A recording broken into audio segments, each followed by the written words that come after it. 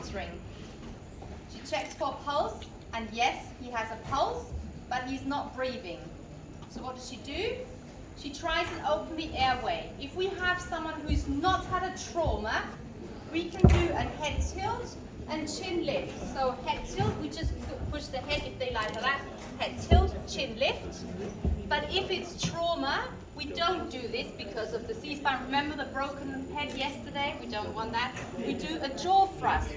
And if you look from the side with the jaw thrust, you really see that it comes up here. That's a jaw thrust. I managed to bring this really up. Do you see that? That's a jaw thrust. The balls of my thumbs are lying and resting on the maxilla, and with my 2 fingers, I'm lifting this up, and that's how I pull the tongue forward and someone can breathe. If that's not enough, she could insert an airway. What could she insert? A helpful airway, it's lying around here. Only if they're deeply unconscious, because what will they do if I stick that in your throat? What will happen? You will vomit, exactly. So what else could she do? She could use something else that's much better tolerated. Nasopharyngeal. Have you got a nasopharyngeal airway in your primary healthcare center? Okay, we'll show you. It's really easy. Alessia will show you how to do this. The sizing of the nasopharyngeal, you just look at the nostril. And as long as it fits, and then you look at the length, you measure it from the nose to the earlobe. That's about right. And then she just inserts it. She puts a bit of jelly on, lubricant.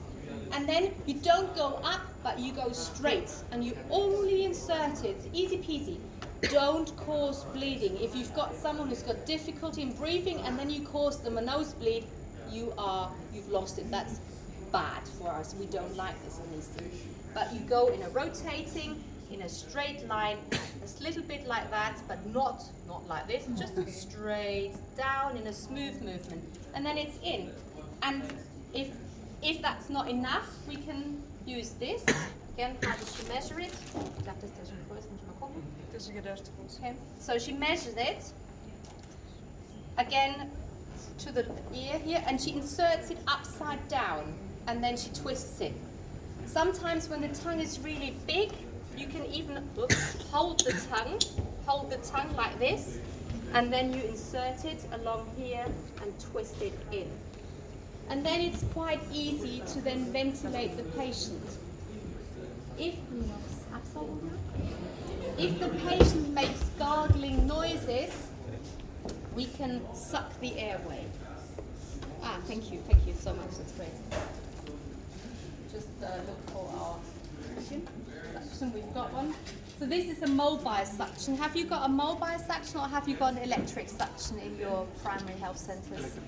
Electric, oh good, excellent. This is manual suction. We have manual suction, yeah, just because we can't bring a big machine.